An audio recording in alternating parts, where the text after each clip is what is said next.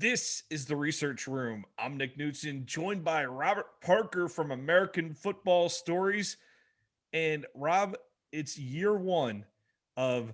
I know Dan Mullen made the comment that it's still a competition for the starting job, but for all intents and purposes, we're under the beliefs that Emory Jones will be the starting quarterback. We've talked about it all offseason. A lot of hype, a lot of expectations coming into the season.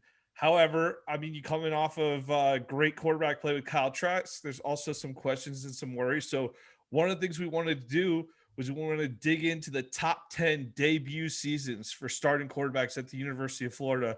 And obviously, there's quite a history. Yeah, you're right about that, Nick. Huge history in regards to the quarterback, position at the University of Florida. And, rightfully so. You have a couple Heisman Trophy winners that came through the program. Cal Trask is right there on that cutting edge of, actually being in that contention and probably winning one if it wasn't for, one of those guys throwing the shoe. But we're not going to talk about that tonight. So we're just going to keep it at the quarterback position. And, year one for Emory Jones, and I know the Florida fan base is expecting a lot out of him. This is the quarterback that works well in Dan Mullen's system. He can throw it down the field and he can run it. So I will just like to see how Dan Mullen use Emory Jones over the season. I expect him to have a big year. Just so we get this out of the way, Steve Spurrier is not on this list. One of the few lists at the University of Florida Steve Spurrier will not make. But it's different day and age. Ray Graves' offense, although we do have one Ray Graves quarterback on this list, but Spurrier only went 65 of 114 for 65 for 114, under 1,000 yards, 943 yards, and 6 touchdowns his freshman year. So not exactly lighting it up Steve Spurrier style his freshman year, but obviously we know how that ended. So let's start first in 1980 with first year quarterback Wayne Peace coming over to the University of Florida from Lakeland High School. Hey, look, he did not have the greatest statistics on paper per se. I believe he only threw for 5 touchdowns here, Rob, but he was a key part of the Charlie Pell era at the University of Florida, and Florida was coming off of a winless season, 0-10-1 in 1979. So it was a big get on the recruiting trail for Charlie Pell to get this in-state quarterback. He didn't start the season, though. Bob Huco started the season, ended up tearing up his knee. Peace got his shot around midseason. He would go on to set a bunch of individual records throughout his career and ended up with the second most passing yards in school history when he graduated at the time. So, Rob, Wayne Peace at number 10. Yeah, Wayne Peace coming in at 10. And just like you said, this is the start of the Charlie Pell era. And this is when Florida, started rolling at the quarterback position. I know, we had some previous quarterbacks before, but once again, this was the stepping stone for the quarterback position to get rolling at the University of Florida. Yeah, well, early on, really just the Charlie Pell era specifically rolling because they had some good ones in the past year, but it wasn't quite the legacy it's seen. And for him to come in early on in his career like that was relatively unheard of in college football in general. Because at that point, it was one of the early years of where freshmen were even able to play.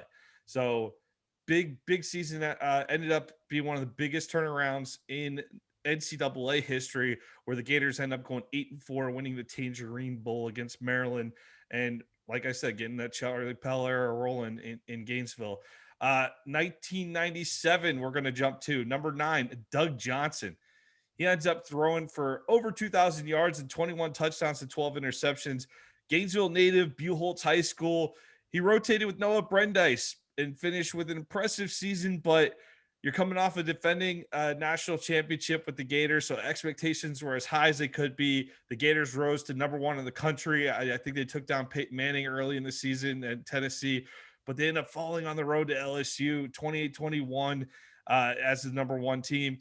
And then a couple weeks later, we remember that disappointing loss to Hines Ward in Georgia and Jacksonville, which handed the Volunteers the SEC East. And Peyton Manning got to go win his pretend SEC championship up in Atlanta. Yeah, I really love Doug Johnson on this list, Nick. And just like you said, you mentioned he's a local kid. He's from the Gainesville area, and he came in and he played exceptionally well. One of Doug Johnson's most memorable moments was against Central Michigan in '97, setting the SEC record for most touchdown passes in the game. in an NCAA Division I record for most touchdown passes in a half. So putting Doug Johnson on his list was a no-brainer for me.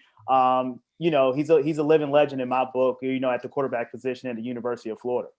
Yeah, it gets a little overlooked though, right? Surrounded by a lot of great quarterbacks in the 90s, but still on there for that first season debut at number 9. Let's jump to number 8, 2003. We had Chris Leak. This was one we argued a little bit with. I know I definitely have a soft spot for Chris Leak. I do think that the way his career went, there was just a lot of hype with him coming in. I mean, this is a guy on the recruiting trail.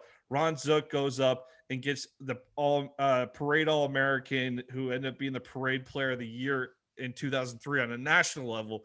But I would say very few QBs have entered their time into Florida with as much hype as Leak. I know there's been plenty of QBs with hype, but Leak was as hyped as you can get coming in to his time at the University of Florida here. And really the significance of him too was we had struggled for a couple years with Zook, and our 2002 was a struggle with Zook, and Leak was that like symbol to say, hey, okay, Zook got the guy, and now we're going to go right back to doing what we did in the 90s. Didn't quite play out that way. Ended up being thrust in the starting role his true freshman year and posting a 6-3 record with wins over national champion LSU, Nick Saban and the Tigers, and Georgia. Robbie ends up being named to the SEC all-freshman team, and the expectations just skyrocketed going forward.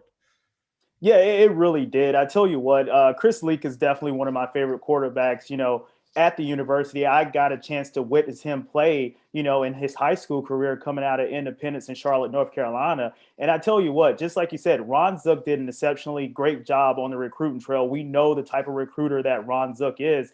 And, it took a while for Chris Leak to get going, but once he hit his stride, he was an SEC quarterback. And I know when Tebow came in, it kind of overshadowed him a little bit because, the fans and everyone around that program was, hammering for Tebow to take the starting position. But I think it worked out for both guys in their career, for Chris Leak and Tim Tebow. So I take my hats off to Chris Leak, especially his freshman year doing what he did. Taking over that team late in the season and just winning all the SEC games that he played. So I thought that was really impressive for a true freshman quarterback coming in. Right. And that experience under fire probably helped him significantly when his coach gets fired was Zook after 2004. And Urban Meyer comes in 2005. You're not a perfect fit for the offense in 2005 and really struggled at times in the losses, especially in 2005, where it was a struggle. So it took a lot of heat then. And then in 2006, you're overshadowed immediately. Tebow was a love fest right away.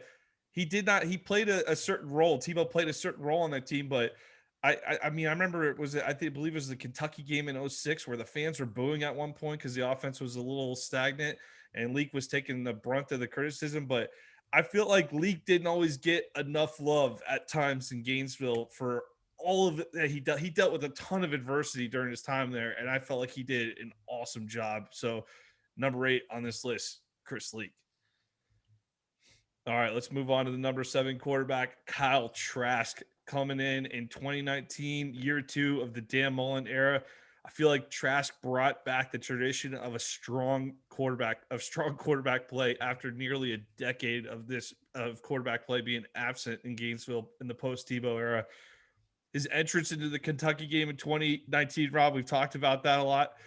It helped boost what had been a struggling Gators offense, and he never really looked back. Ended up teaming up with the likes of Kyle Pitts, Van Jefferson, Freddie Swain, Josh Hammond, Trevon Grimes, and Kadarius Toney to really torch defenses and establishing a winning culture early in the Mullen era. Yeah, I tell you what, when Kyle Trask came in that Kentucky game, he gave the team a spark, not only on the offense side of the ball, but on the defense side of the ball. Because just like you spoke about, it was kind of rough watching Florida from a quarterback position, just keeping the ball moving, keeping the sticks moving. But Kyle Trask implemented it coming in, after the Felipe Franks injury, he really, put a stranglehold on that quarterback position. And he was the guy moving forward. even though, he had his, nuances that he couldn't run the Dan Mullen offense because he's not a runner. But, Dan Mullen always said he has to be a willing runner. He doesn't have to be a dual threat guy. He just have to be a willing runner. And that's what, him and Dan Mullen, that was the rapport that he had. But, Kyle Trask was one of the most prolific drop back passers that we've seen at the quarterback position at the University of Florida. So once again, I said about it earlier, he probably could have had another Heisman, out there in Gainesville if, a certain player doesn't throw a shoe, but, he gets played for the Heisman too. That's neither here nor there. But once again, just a great debut season for Cal Trask coming in under those situations and circumstances, especially trying to rally the team back in that Kentucky game. So I take my hats off to Cal Trask coming in. Yeah, be honest with me, Rob. When Franks went down, it was clear that it was a serious injury. I I was a little disappointed that Emory. I wanted to see Emory Jones. I've been wanting to see Emory Jones since the minute he committed to the University of Florida. I wanted him to beat out Franks. I wanted him to beat out Trask was a little bit of an afterthought. So for him to come in and play the way he did, I don't know how many people will admit it now, but I mean, I think it's shocked about everybody.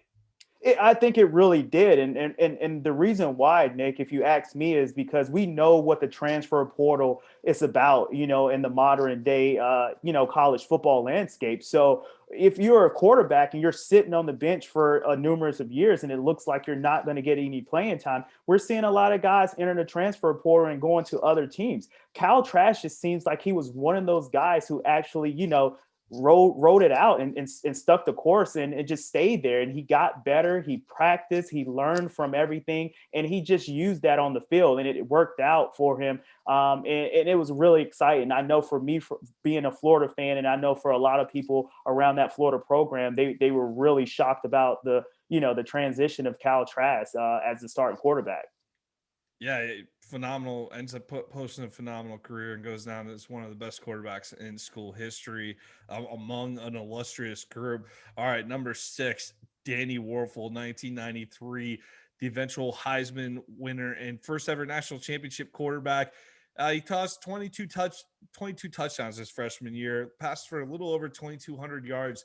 Those totals are a little lower than some of the other quarterbacks on this list, but he split time with Terry Dean. Terry Dean got significant playing time, and Terry Dean himself passed for over 1,600 yards and 17 touchdowns. So big numbers coming from the Gators offense that season, almost no matter who was playing. And Dean was in his junior year, by the way, that year. Warfel was the freshman. But Warfel ends up leading the Gators to their first of 4 straight SEC titles. Really, the highlight of the season came in a game in which featured 7 interceptions combined from Warfel and Dean at Kentucky. Of course, we all know how that ended. The Gators end up taking it down to the wire, but Warfel connects with Doring with 8 seconds remaining to salvage the win. And Mick Hubert called, Doring's got a touchdown. Doring's got a touchdown. That was a great moment in Gator history. But I like a memory Warfel shared a couple years ago from that game. He said, after he threw another one of his picks, Spurrier, he's talking to Spurrier on the sideline. Spurrier goes, "Hey, Danny, it's not your fault. It was my fault for putting you in the game." I think that was one of the one of my favorite stories that Danny ever told about, Steve Spurrier is that game right there. But just to go back on Danny Warfield, man, living legend, I tell you what, and he was a great career at the University of Florida. But just like you said, he shared snaps with Terry Dean, and we know under the Steve Spurrier offense, he had a 2 quarterback system going. If one guy was struggling, he will pull them and put someone else in. And I think that made Danny Wolford stronger throughout his career. And it goes to show you, he brought a national championship to the University of Florida. So once again, another illustrious career for a university quarterback, Heisman Trophy winner. Can't say too much about Danny Wolford at the University of Florida. Yeah, the standard outside of another quarterback that we'll get to here, but let's go to the year 2000. Number 5 on our list, Rex Grossman. I actually overlooked this one at first when we were going pouring all of our numbers, and you slowed me down and pulled me back on this one here because I remembered Rex. I thought Rex's first season had been 2001. I just completely didn't even check on 2000. Just totally slipped my mind. But 01's the year where he completely went off and was in the Heisman race and everything. but he took over for Jesse Palmer about mid-season in 2000 here. Ends up passing for 1,800 yards and 21 TDs. But the other guy he beat out was Brock Berlin, who was really the top. You talk about a recruit coming in with some hype. Brock Berlin had a ton of hype coming into the University of Florida, ends up transferring out thanks to Rexy here, but he eventually earns a starting spot after a terrible loss by the Gators at 47-35 on the road at Mississippi State. But Grossman put up some decent numbers that day. He ends up taking the reins over against LSU and just never looks back. The offense starts clicking, throws up 41 against LSU, torches Auburn. I think he's got 500 yards his first two starts, and the Gators would win out in the SEC. Grossman goes on to be named the MVP of the SEC title game in their second win against Auburn. That's a pretty solid way to start a career at first year as a starter, Rob. Yeah, I tell you what, I'm a little bit biased when it comes to Rex Grossman on this list. Me personally, I know we went back and forth. I would have pushed him a little bit further up in the list, but that's just me. I was a big Rex Grossman fan growing up, Nick. I used to go in the backyard and, me and my buddies, we will be the all quarterback pro, and one of us Rex Grossman, the other guy is Travis Taylor, and we just had that connection going in the backyard. And those were, some of the best years of my childhood right there, just watching Rex Grossman play. So huge Rex Grossman fan, and you can't talk about him enough, how he played his debut year coming into the University of Florida program. Number 4 on our list, we're going to go to 1984 with Kerwin Bell, a.k.a. the Throwin' Mayoan. If you don't know much about the 1984 Gators, which I know a lot of people know that, they won the SEC and that's what was ripped away. I'm wrapping up my Charlie Pell series on readandreaction.com. Be sure to check it out. And we're going to get into the 1984 season and cover all that. I promise that's coming. But this team faced more adversity than I mean almost any college football team you can think of. At all angles, from the coaching staff to the players, everything. And really the fascinating part with Kerwin Bell, he comes in, he has a great season. You just look at it on paper there and think, oh, this guy must have been, a pretty solid recruit coming in. I was fortunate enough to talk with Galen Hall, who was the offensive coordinator heading into the 1984 season. And he told me this in an interview. I'm going to read this excerpt from our interview. This is from Galen Hall. Quote, "When I came to Florida in the spring, Charlie Pell and I would meet and we would talk about the quarterbacks. Any discussion about the quarterbacks would be done between Charlie and I up in his office.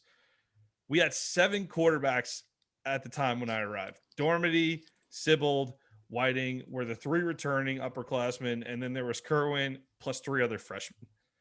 Charlie said that since Dormady and Sibold were both going to be seniors, he said, you decide between those two because I'm not going to have a senior backing up another senior, which was the right thing to do.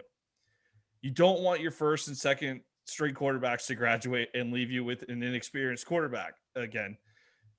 Donnie Whiting didn't make it through the spring, and he was gone. So Kerwin and Rodney Brewer, a highly touted recruit as a true freshman, were coming in and battling for that third spot.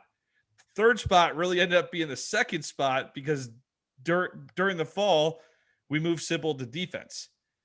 On Wednesday, I believe it was the Wednesday or Thursday before the Miami game, Dale Dormady ends up tearing his knee on a goal line play at practice. Later that evening, Pell went to find Hall with the official news that Dormady was out. That's just a note from me in there.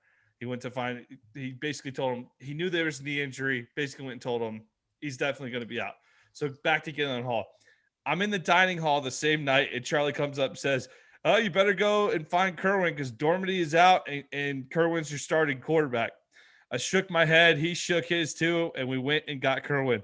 A lot of things make a great quarterback, but what Kerwin had was confidence. He was smart and intelligent, but he had confidence. Kerwin probably handled the whole situation better than I did as far as being nervous because of that great confidence. And the reason he needed great confidence, Rob, they weren't open this season with a directional school.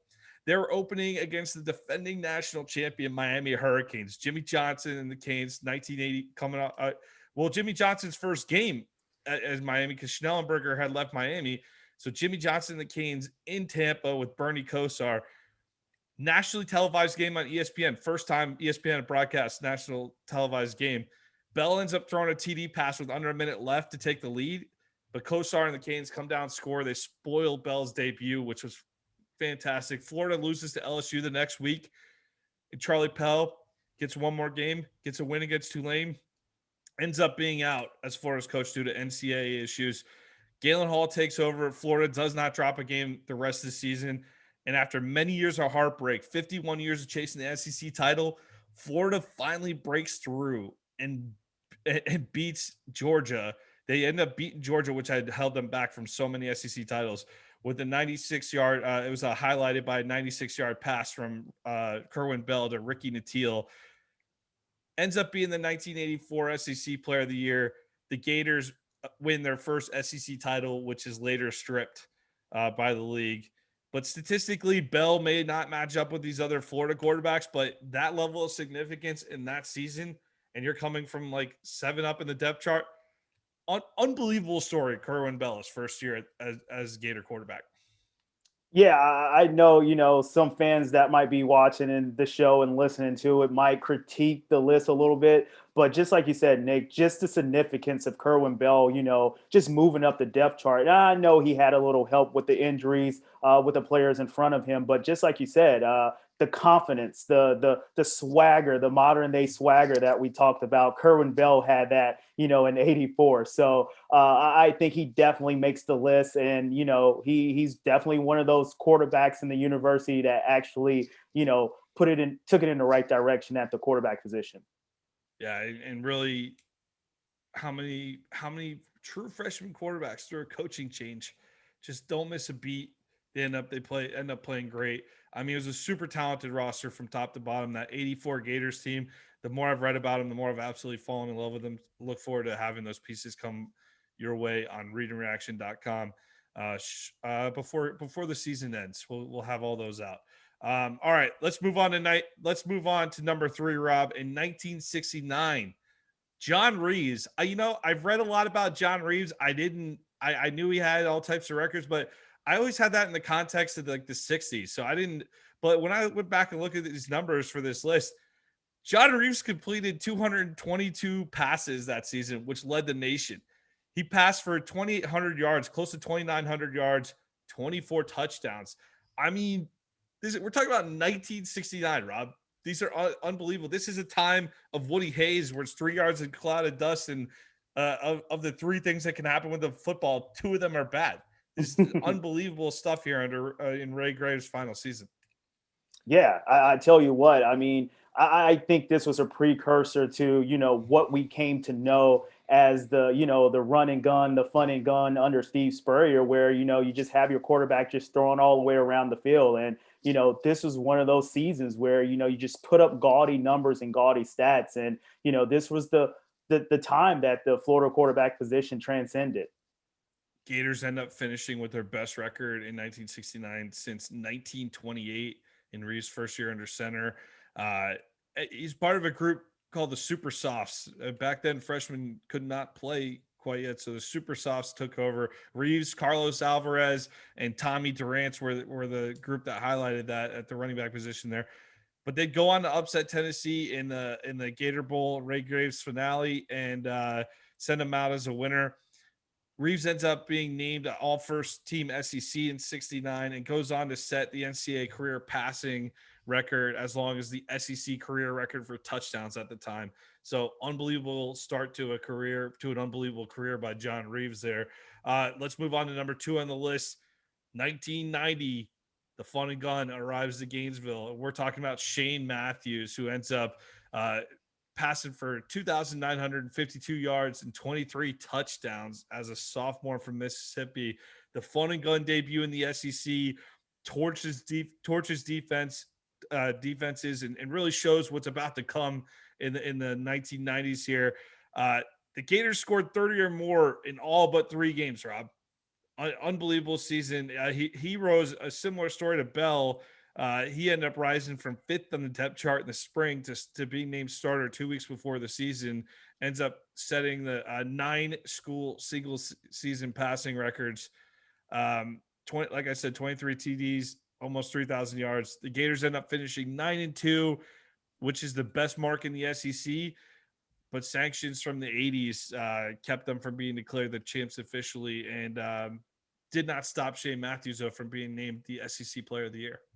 Yeah, and worthy of the SEC Player of the Year that particular year. And when it comes to Shane Matthews, I know me personally as a Florida Gator fan, just from the inside looking out, he kind of gets overshadowed a little bit. So just for us putting Shane Matthews on this list, I was very excited because he had a great career at the University of Florida. Mm-hmm. Yeah, it really got things cooking in the Spur area and really set the tone for how the 90s would end up. The great Shane Matthews. All right.